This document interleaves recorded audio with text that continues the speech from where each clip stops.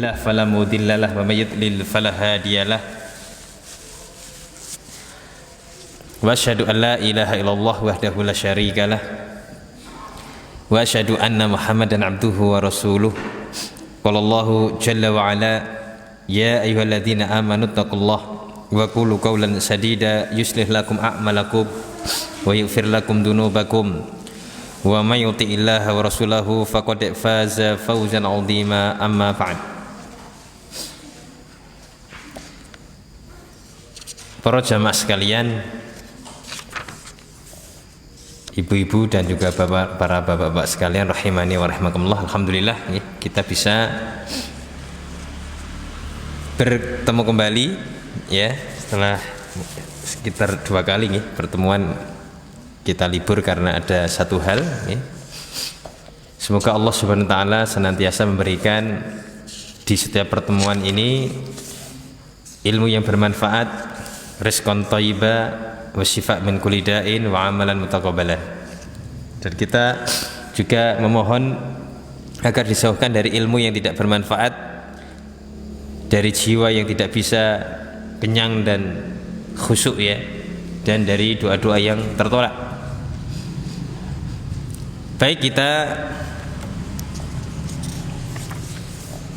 lanjutkan kembali, masih di bab awal kemarin ya.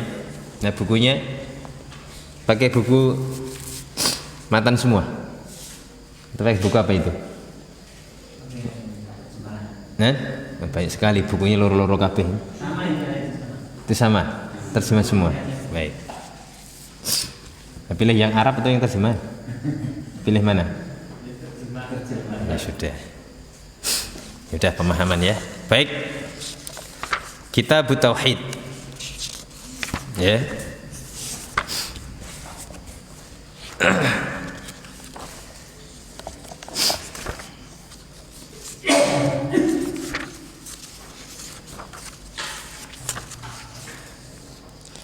Qauluhu ta'ala wa ma khalaqtul jinna wal insa illa liya'budun. Wa ma khalaqtul jinna wal insa illa liya'budun. Kemudian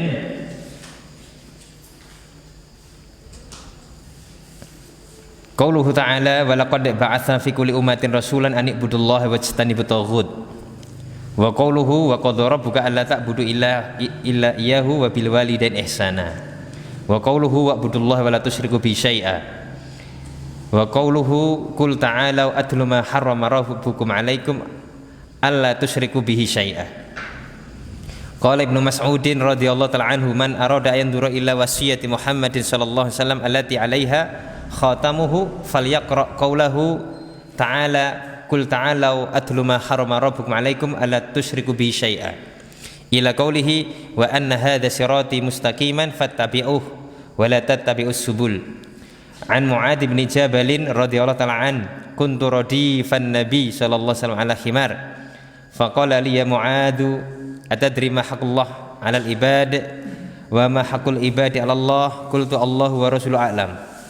Haqqullah 'alal ibad ay'buduhu wa la yusyriku bihi syai'a wa haqqul ibadi 'ala Allah alla yu'adziba man la yusyriku bihi syai'a. Qultu ya Rasulullah afala ubashirun nas qala la tubashirhum fayattakilu akhrajahu fi sahihain. Baik, di penjelasan pada judul Kitab Tauhid yang dibawakan beberapa dalil dari Quran dan hadis ya. Wa ma khalaqtul jinna wal insa illa liya'budun. Ya, setelah Kitab Tauhid, penulis langsung kemudian membawakan firman Allah SWT, wa ma khalaqtul jinna wal insa illa liya'budun. Maka penjelasan ini, pengantar pembuka kitab ini, kitab Tauhid, kemudian dengan ayat-ayat yang kita sebutkan, ini penjelasan tentang makna tauhid ibadah, tauhidul uluhiyah, hukumnya, pentingnya. Ini sebagai pengantar. Itu pengantar, penulis ingin menjelaskan tentang pentingnya tauhid uluhiyah, hukum, ya, hukumnya sekaligus maknanya.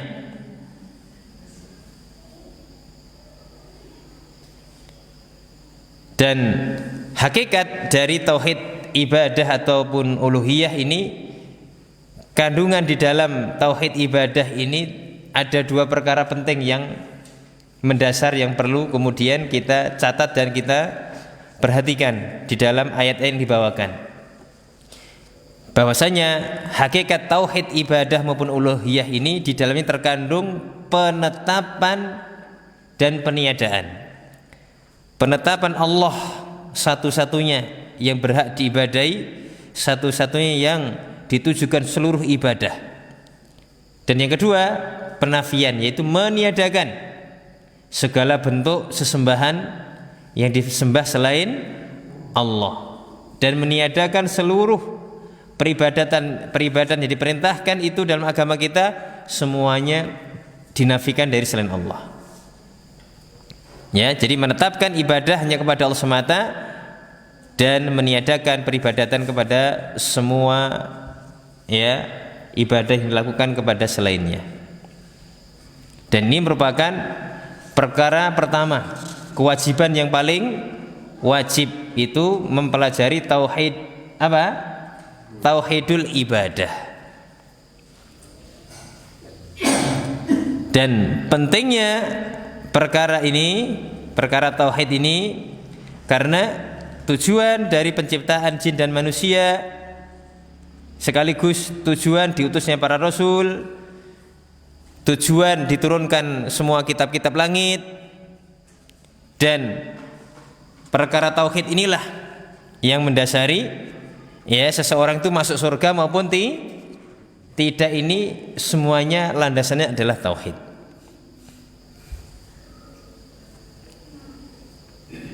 Ya, sehingga pertama kali tentang kitab tauhid kemudian membawakan ayat-ayat tadi, ini penulis ingin seakan-akan ingin menjelaskan kepada kita, yaitu kitab tauhid, kitab tauhid alladzi huwal hikmah fi ijadi tsaqalain, yang mana tauhid itu merupakan hikmah diciptakannya jin dan manusia, sebagaimana ayat yang beliau bawakan, wa ma khalaqtul jinna wal insa illa liya'budun. Dan yang kedua,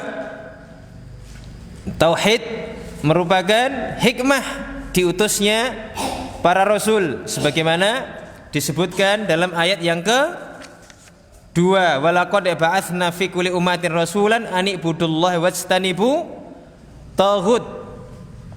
Dan kami utus setiap umat seorang rasul.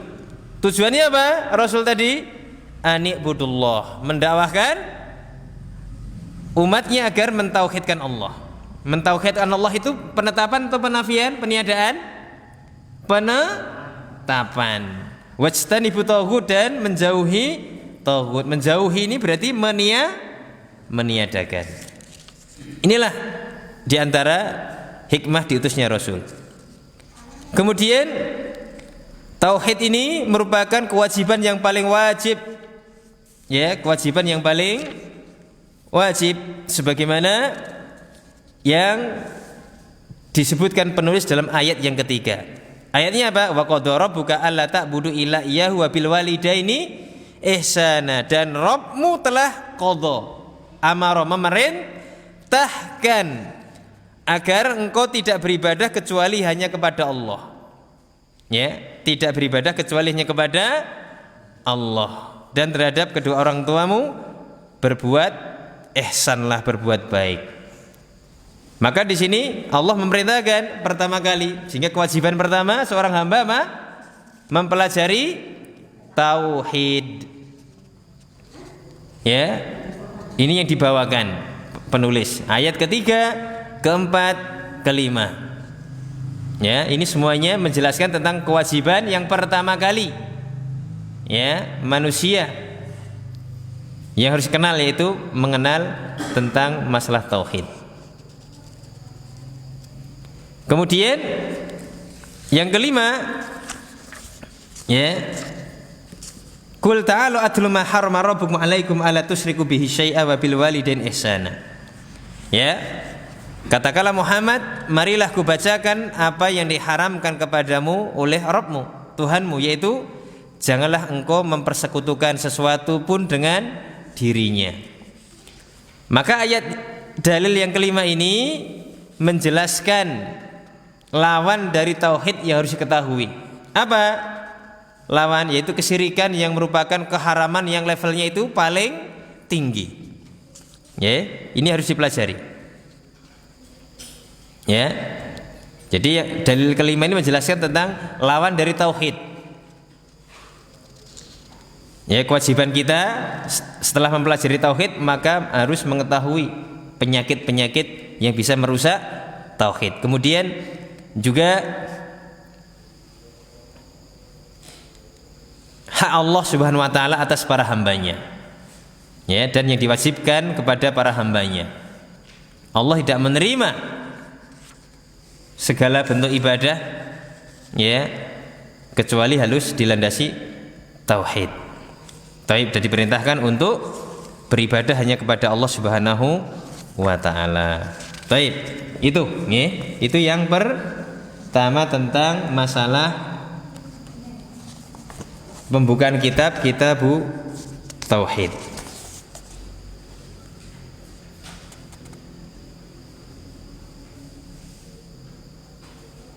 Sehingga bab ini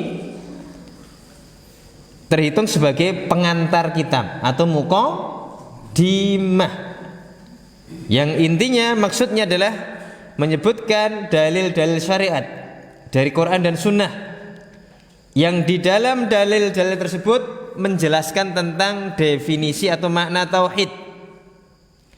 Dan inilah ya cara penulis kitab ini ya mengajarkan kepada kita untuk senantiasa apa? Intelek, senantiasa ya kembali kepada dalil, kembali kepada kebenaran. Kebenaran itu kembalinya hanya kepada Quran dan Sunnah di dalam menjelaskan permasalahan agama. Jadi kalau udah urusan agama, kembalinya tembundi kemana? Ke Quran dan Sunnah. Dan ini yang ingin ditunjukkan oleh penulis. Itu ya. Taib. Yang pertama, wa ma khalaqtul jinna wal insa illa liya'budun. Kita ulangi lagi tidak apa-apa ya, meskipun kemarin sudah kita bahas. Jadi ayat ini dalil ya tentang tujuan penciptaan jin dan manusia. Jin juga diberi beban oleh syariat.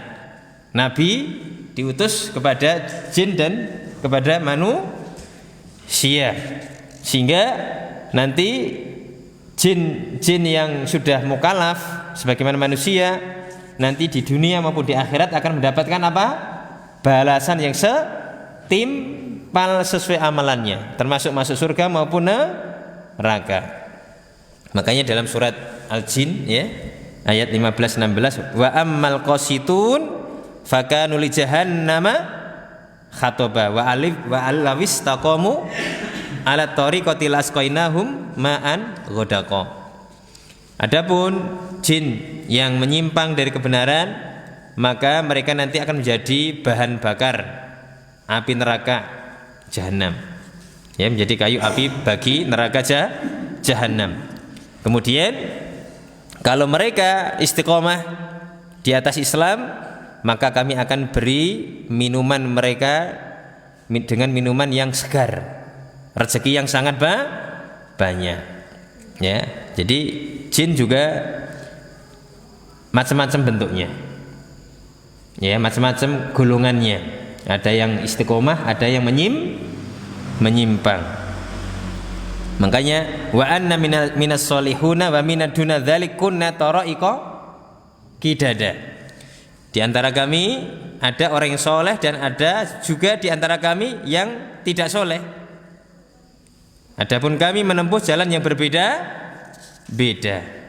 Bahkan Imam Ibnu Katsir juga pernah menjelaskan ya, yang meriwayatkan sanadnya dari A'mash ya.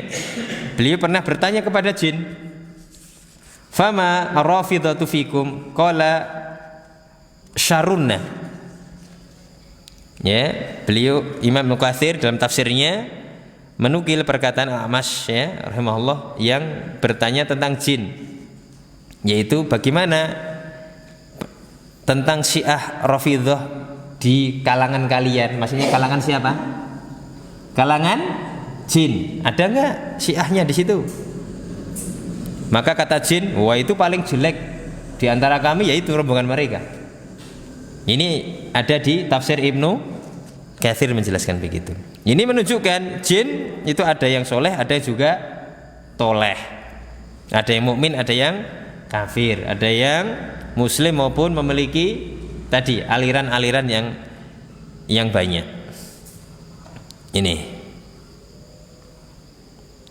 Kemudian kira-kira jin itu salatnya sama dengan kita enggak? Ibadahnya. Pernah lihat jin salat? Pengen lihat? Belum pernah nggih? Nah, ya para ulama kita menjelaskan ya, di antara para ulama kita ada yang memiliki pendapat setelah meneliti secara mendalam. Ya, dari keterangan-keterangan yang ada dalam agama kita.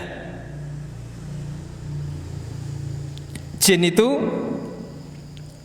sama dengan manusia dalam hal mereka sama-sama dibebani untuk melaksanakan kewajiban. Akan tetapi apakah persis dan tidaknya, ada yang mengatakan adapun ya secara beban mereka secara global sama, akan tetapi tidak sama persis seperti syariat manusia, karena jin itu berbeda dengan manusia baik secara jasad, definisi penciptaan ya, bahannya berbeda, sehingga tentunya akan berbeda pada sebagian syariat.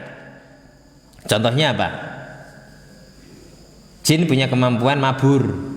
Manusia bisa mabur? Enggak, bisanya kabur, bukan mabur. Bisa terbang di udara. Sampai-sampai mereka ya ada yang diberi kekuatan untuk terbang di udara, bahkan ada yang diperintahkan untuk berhaji ke Baitullah dengan cara terbang. Kalau manusia enak ya, kalau bisa terbang tinggal pelencang gitu ya. Itu mereka. Itu jin. Sementara manusia tidak diperintahkan demikian, karena kita semuanya tidak bisa terbang. Sebaliknya jin ya juga diberikan perintah syariat yang mungkin perintah ini tidak dibebankan kepada manusia. Maka setiap syariat yang berkaitan dengan syariat ya tabiat manusia secara khusus ini tidak mengenai atau tidak dibebankan kepada jin, karena jin dan manusia memiliki tabiat yang berbeda. Ini ya. Kemudian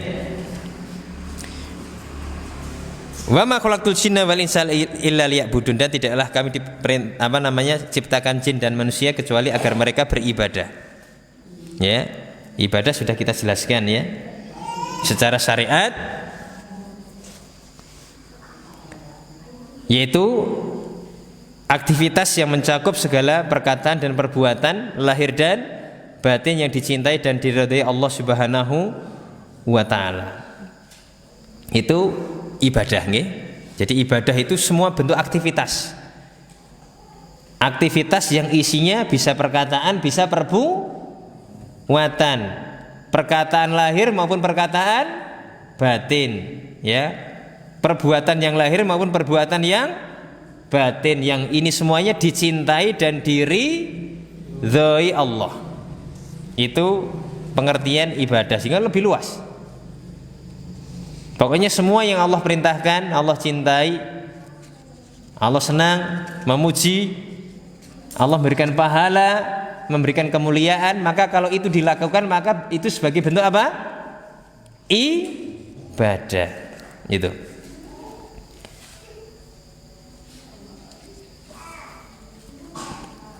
Kemudian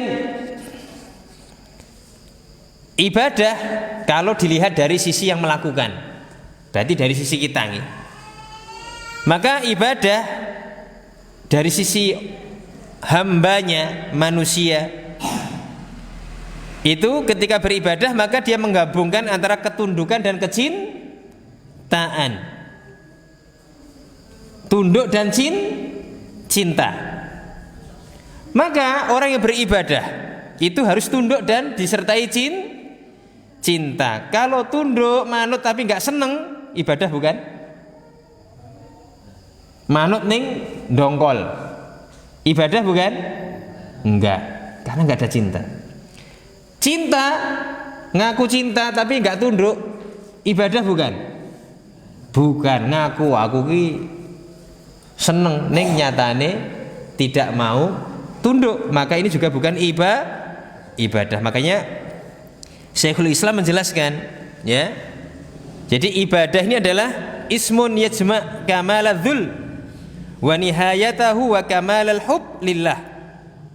Ibadah ini satu bentuk aktivitas yang mengumpulkan ketundukan yang sempurna, dan puncaknya itu dengan kecintaan kepada Allah yang sempurna. Maka kecintaan yang kosong dari ketundukan ataupun ketundukan yang tidak ada rasa cinta, maka bukanlah ibadah. Maka ibadah itu dikatakan ibadah kalau mengumpulkan dua perkara, yaitu apa? Tunduk dan cinta. Dah, kalau kita ngaku beribadah, tunduk, manut, tapi disertai cinta. Gitu nggih. Kemudian maka ayat ini menjelaskan tujuan utama penciptaan jin dan manusia untuk apa? Beribadah kepada Allah. Nah, ibadah ini yang dimaksud adalah hanya mengesahkan Allah, nunggalaken, ya, menjadikan Allah satu-satunya ibadah. Apa namanya? Sesembahan yang diibadahi dengan penuh ketundukan dan kecintaan. Ini sehingga maksudnya adalah tauhid, mengesahkan, yaitu peribadatan hanya untuk Allah semata. Karena Allah tidak mungkin memerintahkan untuk menyelewengkan kepada yang lain. Kita diperintahkan untuk menjadi hamba yang setia. Orang yang setia berarti orang yang mentauhidkan Allah, dia setia dalam ibadah. Orang yang setia, dia menjaga apa? Ketundukan dan kecintaan, cintanya setia, gak akan pernah kemana-mana. Tunduknya dia kepada perintah yang memerintahkannya. Ini ya. Maka Allah kemudian menunjukkan setelah ayat ini, ma uridu minhum, ya, miriskin wa ma uridu ayyud'imun. Innallaha war-razzaq dzul quwwatil matin. Allah kemudian menjelaskan, ya, perintah untuk mentauhidkan, menunggalkan Allah dengan menunjukkan kekuasaannya. Perbuatan-perbuatan menjadi kekhususan Allah. Apa diantaranya? Memberi rezeki, menciptakan mereka.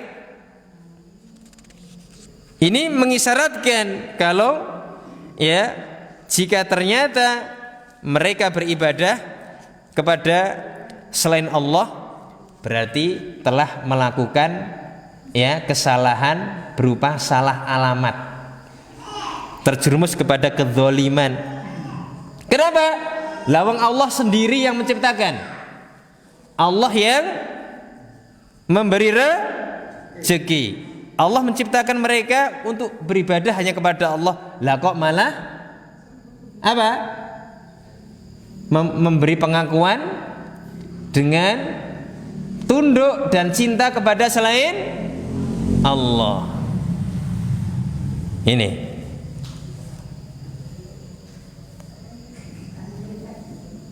Makanya ayat ini menjelaskan tentang tujuan yang sangat besar dari penciptaan jin dan manusia. Maka Allah di sini tidak menyebutkan hewan. Ada hewannya enggak di situ? Wa ma khalaqtul jinna wal insa illa liya'budun. Karenanya kalau manusia dan jin tidak melakukan tugas dari penciptaan ini, maka tidak ada bedanya dengan apa? Hewan. Bahkan mungkin bisa jadi lebih parah dari hewan. Kenapa? Hewan itu nggak dapat perintah. Tidak ada pertanggungjawaban. Sementara kita nanti punya laporan pertanggungjawaban.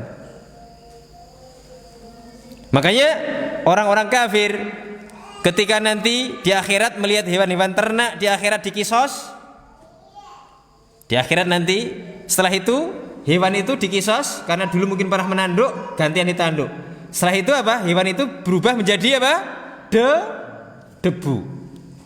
Maka akhirnya orang-orang kafir, ya laitani kuntu turaba. Alangkah kiranya seandainya aku dulu itu lebih bagus kalau saya jadi turaba, tanah. Ini, ya.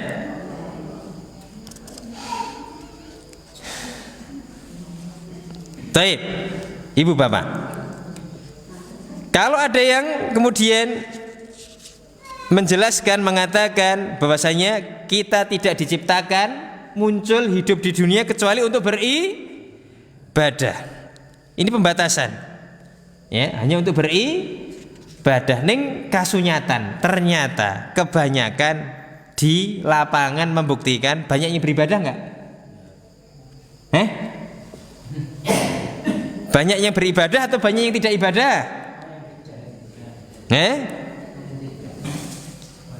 Kita dapati kebanyakan waktu yang diberikan bukan digunakan untuk beribadah. Waktu sebagian kita untuk sholat, untuk baca Quran, untuk berzikir, itu lebih sedikit atau lebih banyak dibanding mencari dunia. Banyak mana? Banyak sholatnya tuh banyak keliling-keliling mencari ubur rampe sesuap nasi. Lebih banyak mana? Banyak keliling. Terus gimana ngamalkan ayat ini?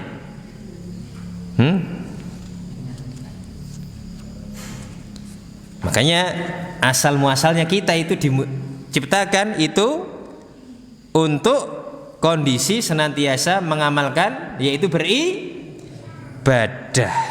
Tetapi tadi definisi ibadah itu apa? Segala bentuk aktivitas, gerakan, ya, baik itu ucapan maupun perbuatan yang Allah cintai, lahir dan batin. Sehingga manusia berusaha beribadah kepada Allah dalam segala bentuk aktivitas hariannya itu ya diniatkan ibadah. Maka inamal a'malu biniyat. Jangan lupa jaga niat.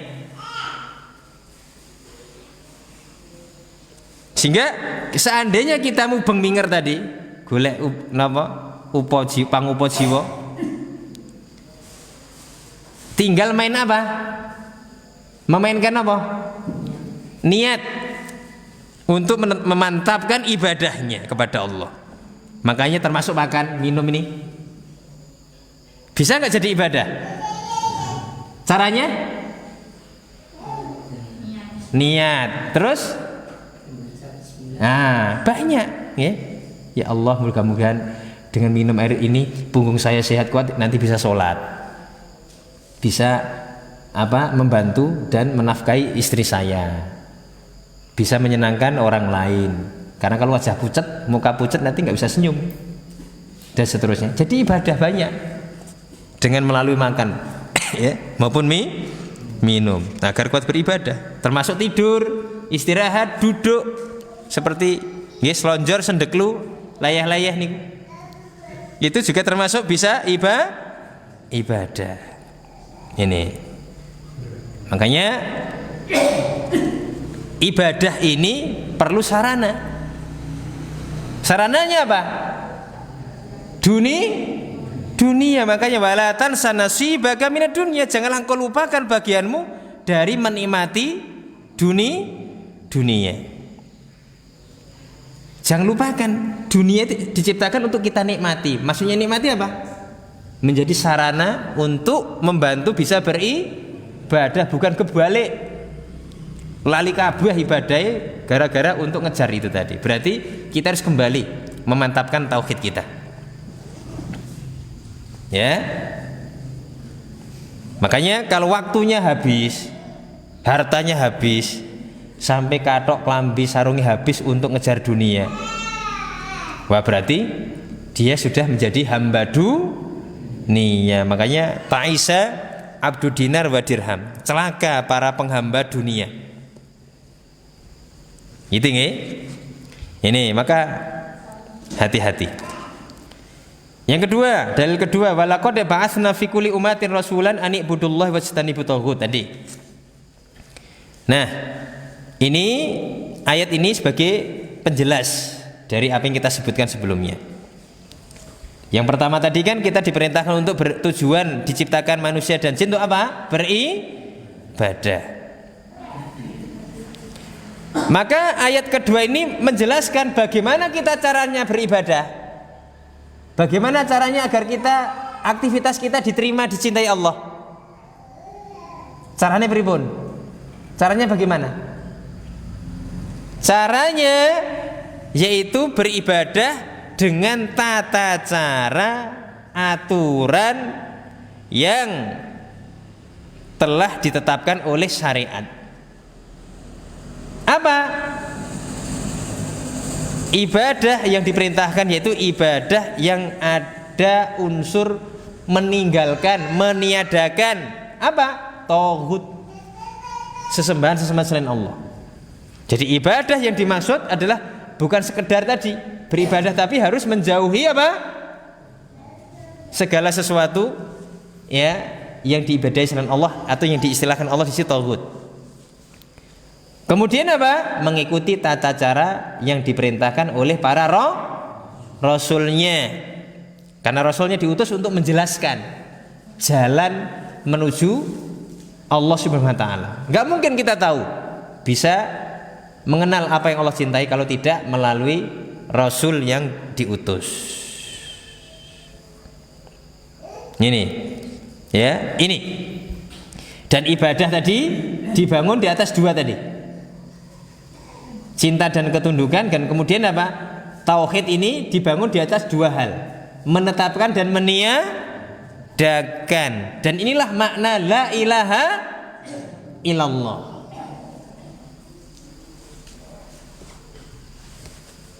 Apa tauhid kemarin? Definisi tauhid apa? Arti tauhid apa? Iya, setiap yang diagungkan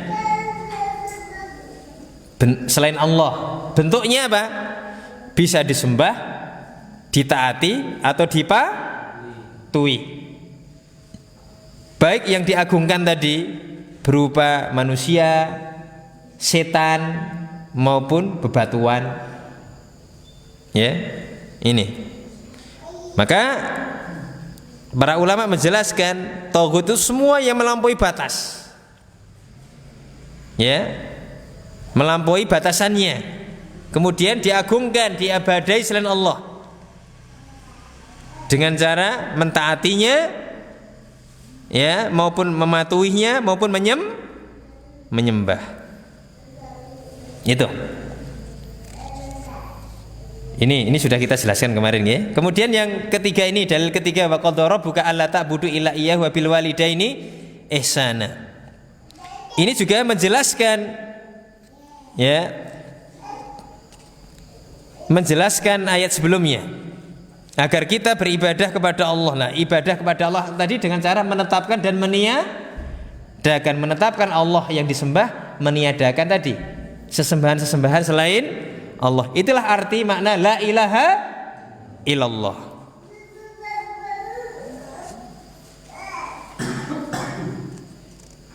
Ayat ini juga menjelaskan tentang agungnya kedudukan orang tua. Karena Allah menggandengkan perintah untuk mentauhidkan Allah semata, kemudian berbakti kepada kedua orang tua. Ini. Dan ini ada syariat nabi-nabi terdahulu. Ya. Itu berbakti kepada kedua orang tua ini merupakan syariat-syariat para nabi terdahulu seperti itu. Ya, wa id akhadna mitsaqa bani Israil, napa? La ta'buduna illallah wa bil walidaini ihsana. Dan ingatlah dahulu kami mengambil janji dari Bani Israel. Apa? Janganlah engkau menyembah selain Allah dan berbuat baiklah kepada kedua orang tua. Ini anishkurli wali walidaika ilayyal masir. Ini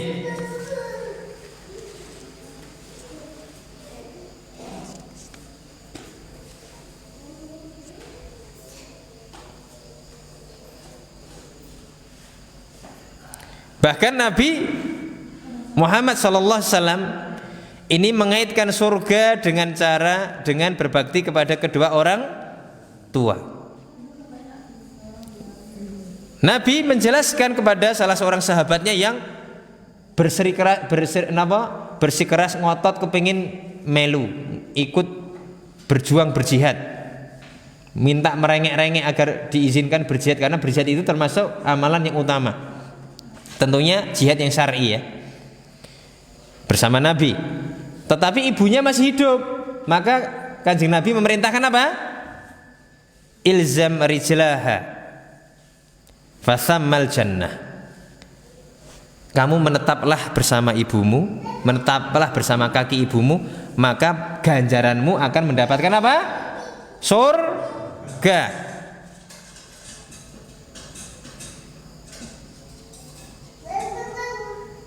Ini sehingga kita diperintahkan wabil walidain ihsana.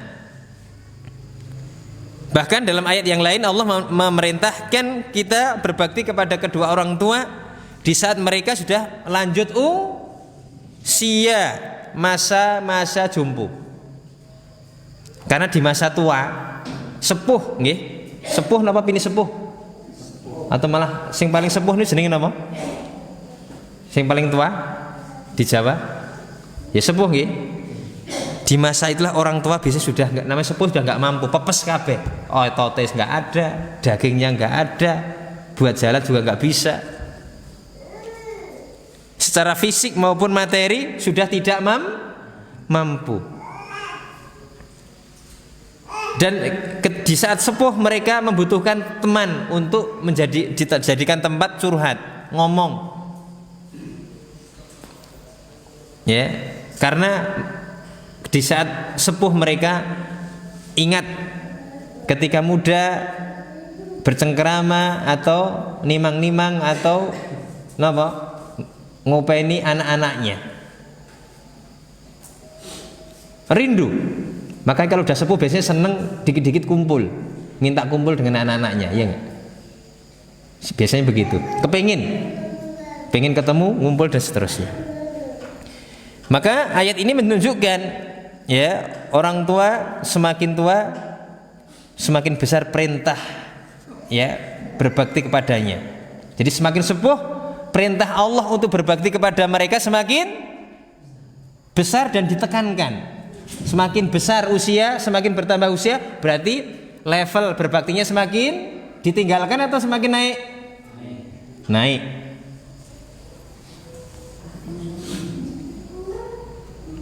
Ya.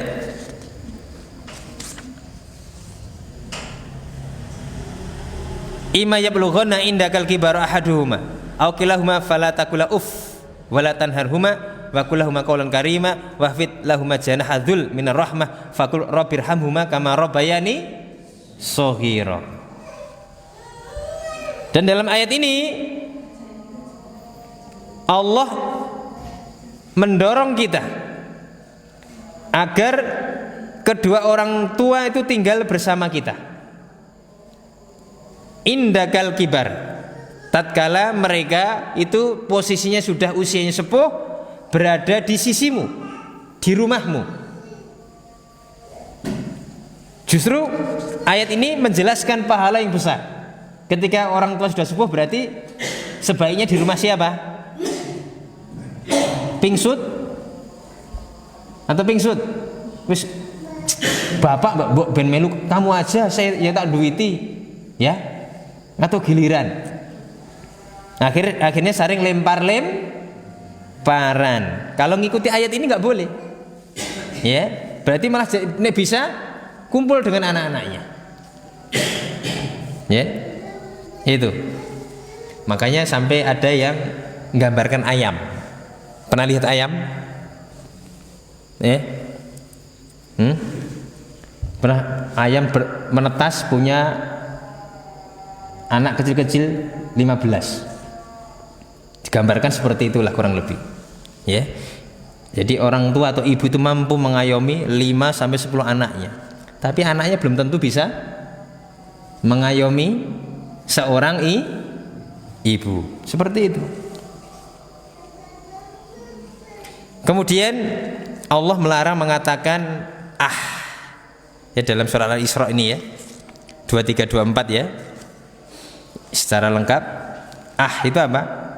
Ucapan yang ringan, ngeremehke ya, dan seterusnya, atau kalimat yang menunjukkan kejengkelan. Maka segala perbuatan, perkataan, bahkan termasuk gerakan lirikan mata, menjepan bibir, atau ngerenyitkan dahi, atau main mata, atau gigit gigi atau yang lain, ini semuanya tidak boleh. Ini termasuk bentuk durhaka. Nih, gitu aja sudah dikongkon. Kono mangkane. Halah. Nah itu, ya hati-hati. Ya. Itu baru yang ringan, apalagi nempeleng, gajul, mentrung, sampai digrabke, diojek online kan, ditaruh di pantai jumpo, wes nggak karu-karuan, nggak boleh. Ini ya jangan sampai orang yang bertauhid tidak akan mungkin menyia-nyiakan kedua orang tuanya, apapun kondisinya dan bagaimanapun keadaannya. Susah senangnya termasuk ketika mungkin dalam mendidik kita. Mungkin ketika kita ingat orang tua kita mungkin kurang baik, atau bahkan kurang sopan, kurang istimewa, atau bahkan banyak kekurangan, maka itu bukan menjadi landasan kita untuk membalas keburukan. Kewajiban kita apa selaku anak? Setelah membaca ayat dalil keterangan syariat, apa kewajiban kita? Bukan ingat keburukan. Kewajiban kita apa? Berbakti kepada kedua orang tua. Umum itu. Wong tua muntah muslim atau ada yang belum masuk Islam, diberbuat baik. Wasahibhuma fid dunya ma'rufa. Temeni ketika di dunia dengan cara yang baik. Itu tugas kita, bukan dulu orang tua saya enggak ngopeni saya, sudah gantian tak bales. Itu bukan seorang ahlu tauhid, bukan seperti itu. Ya. Jangan melihat dahulu, tetapi kewajiban kita setelah tahu adalah dengan cara beribadah kepada Allah melalui berbakti kepada kedua orang tua. Pun adzan nggih? Adzan dulu. Silahkan. Adzan. Wallahu a'lam bishawab.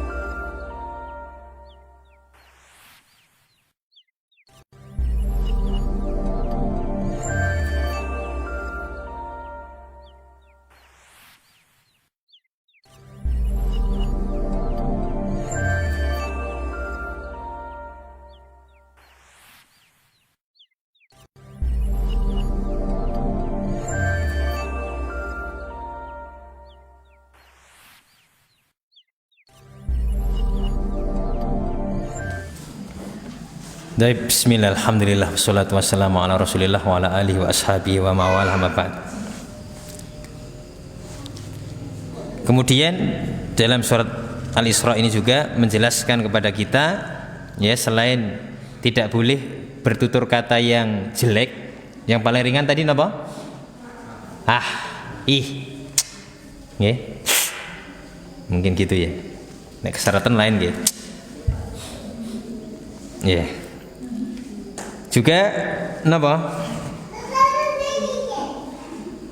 Allah memerintahkan kita untuk bertutur kata yang lembut kepada kedua orang tua. Dan mereka manusia yang paling berhak untuk kita lembuti dengan penuh penghormatan.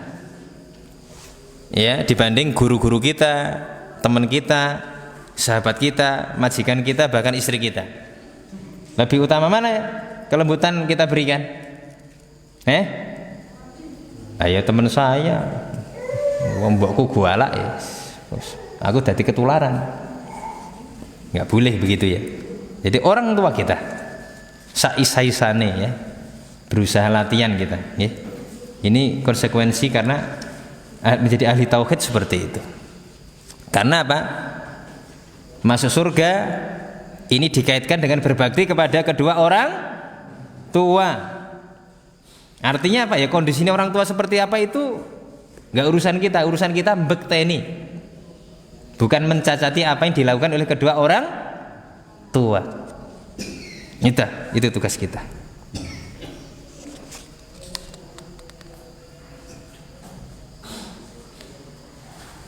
Sehingga ya dalam surat Maryam ayat 32, wa barron biwalidati walam yaj'alni jabbaron syaqiyya. Perhatikan. Dan aku berbakti kepada ibuku dan dan dia tidak menjadikan aku seorang yang sombong lagi celaka. Maksudnya Allah SWT tidak menjadikan aku sombong dan angkuh untuk beribadah kepada Allah. Karena dasar ibadah tadi dibangun di atas ketundukan dan cinta. Kemudian apa? Dan diperintahkan untuk berbakti kepada ibuku, kepada ibuku yang bisa mengakibatkan aku celaka. Jadi kalau nggak berbakti bisa berdampak apa? Mendapatkan kesusahan.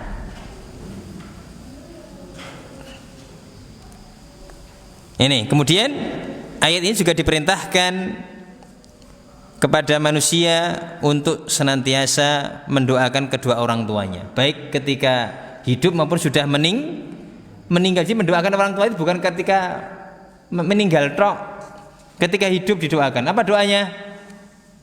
Dungane apa, Mbah? Dungane tiyang sepuh. Rabbi firli wali walidaya warhamhuma kama rabbayani shaghira. Dalam ayat ini apa? Rabbirhamhuma kama rabbayani shaghira. Itu ketika hidup. Bukankah pas itu mawon baru ngumpul ngundang kemudian mendoakan. Ketika hidup ini doakan kebaikan. Kemudian ayat ini juga menjelaskan untuk senantiasa kita mengingat kebaikan kedua orang tua.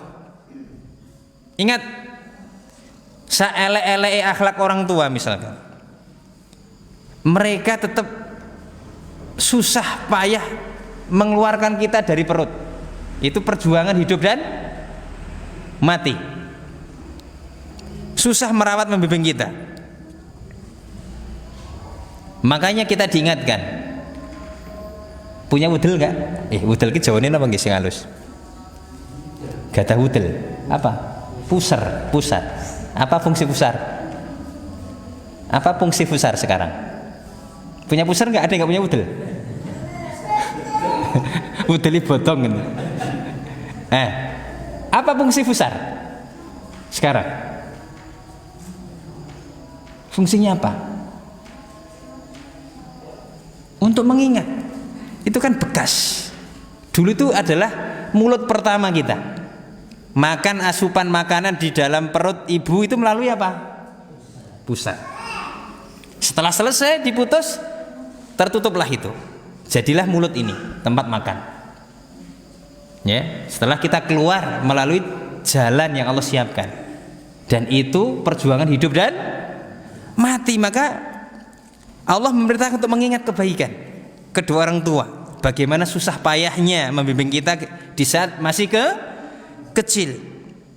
Makanya para ulama kita menjelaskan tidak akan mungkin bisa membalas jasa kedua orang tua lah, mau dibayar berapapun nggak akan bisa. Karena apa? Karena orang tua kita merawat kita, ya, nyawii kita ketika kita masih kecil dengan penuh cinta, ikhlas, harapan agar anak yang kita openi, yang kita gulawentah ini bisa tumbuh menjadi besar, sehat, berguna, kan begitu. Itu pasti doanya siapa? Orang tua. Seelek-elek semuanya. Oh jangan gitu. Lawang banyak pencuri maling susu itu tujuannya supaya anak sehat kok. Ya enggak? Ada yang kepepet akhirnya mencuri, beli susu. Kira-kira fungsi susu untuk apa? Biar anaknya apa? Sehat. Mesti nggak boleh ya, bukan berarti ngajari nyolong buatan. Itu harapan orang tua seperti itu. Sementara di sini penjelasan secara mendalam Allah menjelaskan anaknya ketika mendapati orang tua sudah sepuh, ketika sudah sepuh bahkan sudah seperti anak-anak jompo, pikiran anaknya kira-kira apa ketika nyeboi mawi orang tuanya? Apa pikirannya? Jan simbok ngerepot-ngerepoti ndang ke ndang. Ndang apa? Wis kono. Ndang mati. Ampun mati riyen, Mbah. Terus kathah niki pedamelan. Itu punya pikiran yang berbeda. Beda, ada yang sampai ngeres sampai yang kasar tadi. Ingin ndang-ndang cepet mengambil warisan, enggak ingin direpoti, atau yang lainnya, atau bahkan didoakan cepat mati. Itu tidak sama. Kalau orang tua kita sabar, tapi kalau kita sabar tidak, ya disabar-sabar gitu. Itu beda, sabar dengan disabar-sabar gitu. Ya, bahkan kapan rampungnya ini kan? Kalau orang tua kita tidak. Ini ya. Inilah ya, jadi ayat ini luar biasa bagaimana memerintahkan kita agar berbuat baik kepada orang tua apapun kondisinya. Kemudian dalil yang keempat, wa'budullah wa la tusyriku bihi syai'a wa bil walidaini ihsana. Ini sama ya. Ini juga perintah untuk mentauhidkan Allah dan meninggalkan kesyirikan. Dan ini menunjukkan tadi tata cara ibadah yang benar itu apa? Ibadah tidak sah, tidak benar, tidak benar kecuali harus meninggalkan apa? Dan harus mengetahui apanya? Lawan penyakitnya. Lawannya ibadah itu apa? Penyakit ibadah niku napa? Lah wayate jelas kok malas. Ini loh. Gawe-gawe ukara mana? Kesirikan. Nanti kalau dirinci ya macam-macam bentuknya.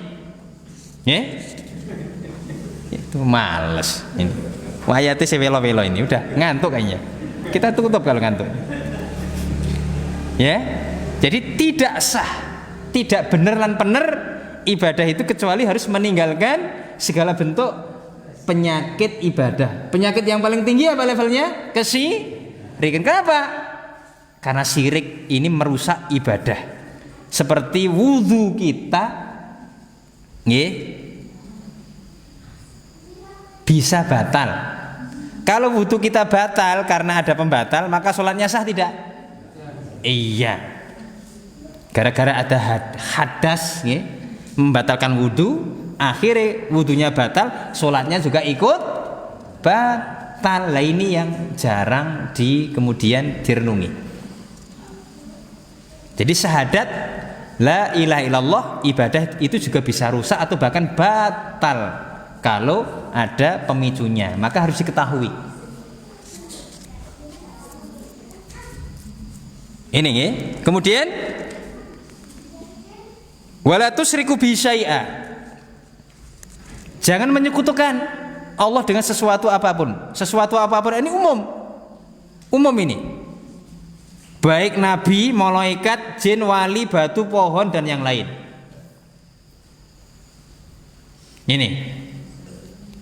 Umum, bendanya, objeknya ini umum. Kemudian wala tusyriku, janganlah kalian menyekutukan. Artinya umum. Janganlah kalian melakukan aktivitas kesyirikan apapun bentuknya, kecil, besar. Syirik yang kelihatan maupun yang tersembunyi, baik di dalam uluhiyah, rububiyah maupun asma wa sifat. Itu. Ya. Kemudian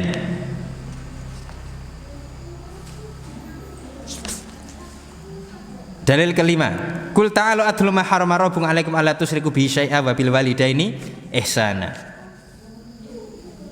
Janganlah engkau mempersekutukan sesuatu pun dengan Allah.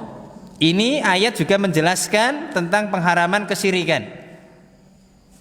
Kalau syirik tidak boleh berarti kewajibannya apa? Napa, Mbah? Kewajiban kita harus mentauhidkan. Dan tidak mungkin tauhid itu terlaksana kecuali dengan menyingkirkan kesyirikan. Karena syirik dan tauhid tidak mungkin ketemu, itu musuh. Ini.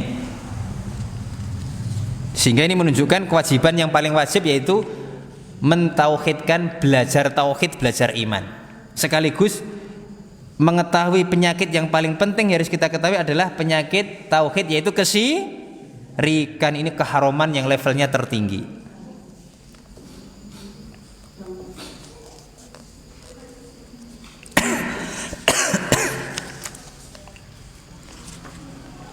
Kemudian terakhir ya.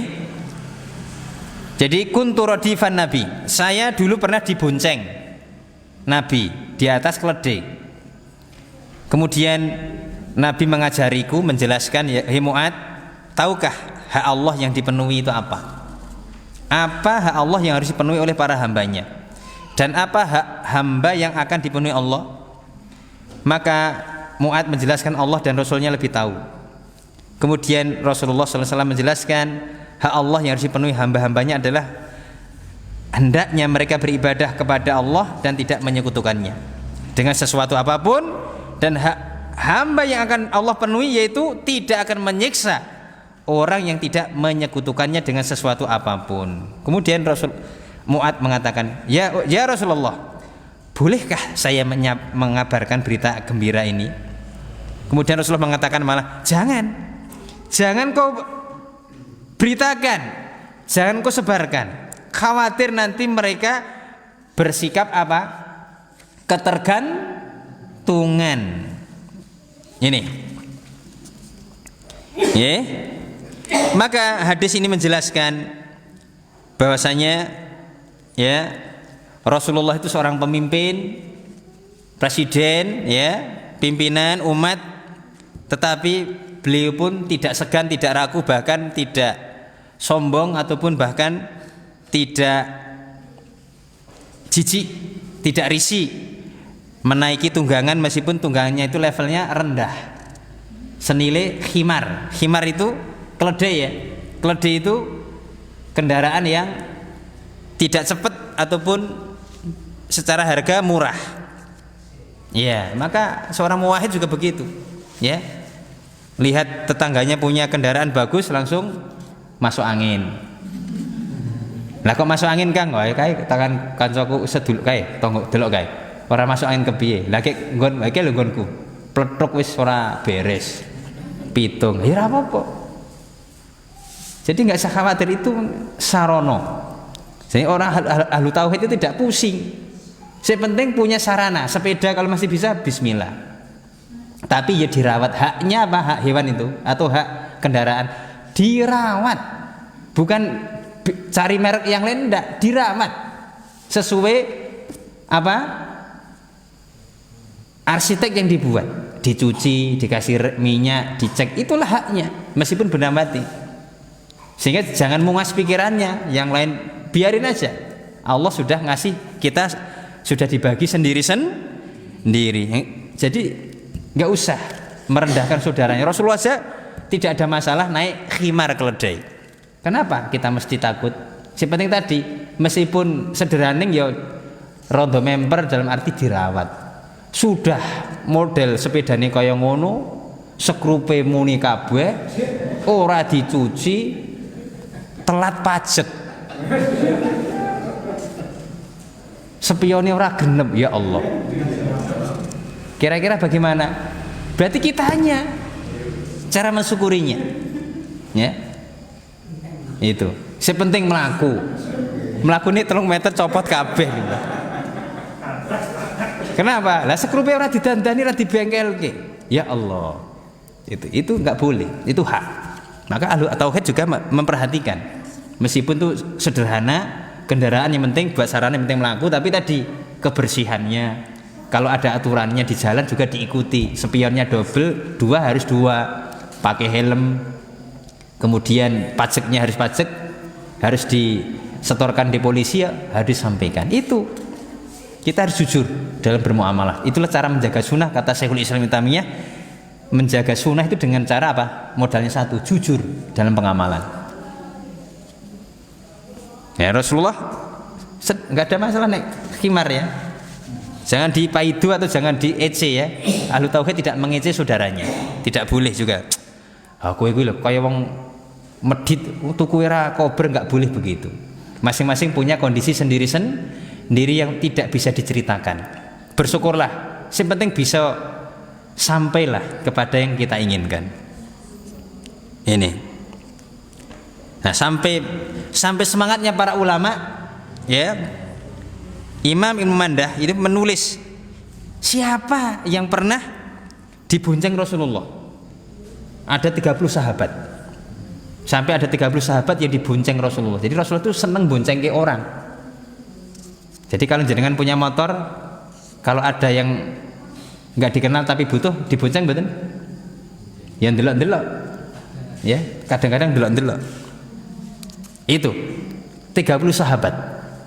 Ya, dibonceng oleh Nabi. Artinya inilah zakatnya kendaraan, kata Syalbani apa? Zakatnya kendaraan itu apa? Numpangke, menaikkan orang-orang supaya mereka yang memenuhi kebutuhan, yang butuh waktu cepat dengan kendaraan kita bisa kita bantu. Malah kok tuh ben mlaku Kang? Ha iya kene. Ya wis aku dhisik ya, tinggal lunga. Ngopo takon-takon mandek terus nakoni niku tinggal lunga plencing. Nek iso nang endi? Ane endi Kang? Rono e.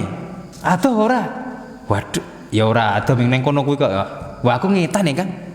Ora iso. Alah mengarek menganu enggak mau naikkan aja kokean alasan. Benahi niatnya. Itu kalau udah keluar ingat, semua aktivitas kita keluar itu tujuan kita diciptakan untuk apa? Beribadah. Maka ujian semua itu diuji. Semua diuji. Sabar atau enggak? Karena setan itu hadir dalam segala keadaan supaya mengurangi kadar kualitas ibadah yang kita lakukan atau bahkan lali. Kalau itu sebenarnya bonus-bonus ibadah yang memang Allah siapkan. Yang kadang kita tidak tadi. Karena saking bungahnya, senangnya atau ketelingsut atau tersamarkan oleh tipu daya setan. Itulah hati-hati. Kemudian yang kedua, bolehnya membonceng di atas khimar keledai. Kalau kuat, ya. Sama kalau jenengan motor itu kualitasnya neng wong loro, aja wong 5. Ya, ikhwan kan harus tawadhu, kan diajari sederhana. Lah iya, tapi nek tahu pletuk atau yang lain memang sudah soknya kayak gitu tinggu wong 4 jeneng gimana kira-kira? Anak oke lah, ya nggak apa-apa. Itu takdir rezeki kok. Tapi masalah motornya ini bukan terkait dengan anaknya banyak. patennya nih seperti itu aturannya. Malah tambahi besi belakangnya, depannya kasih apa lagi, tempat tas itu udah alamat itu. Ya, ini harus dijaga. Ya, kalau kuat, kalau tidak kuat maka kezoliman. Jadi kita mendolimi, nggak sadar bebannya, maka harus dicek. Pompa itu juga bagian ibadah. Bismillah, ngecek anginnya kira-kira pas angin untuk muatan dan kosongan, kan ada aturannya tuh itu sepele tapi itu sebenarnya penting juga. Ini bagian hak kendaraan itu dicek seperti itu. Dah, sampai di sini dulu nggih, karena sudah malam, sudah ini kita lanjutkan besok faedah di akhir hadis ini. Demikian, wallahu a'lam bishawab, wa sallallahu ala nabiyina Muhammadin wa ala alihi wa sahbihi wasallam. Subhanakallahumma bihamdika la ilaha illa anta astaghfiruka wa atubu ilaik. Assalamualaikum warahmatullahi wabarakatuh.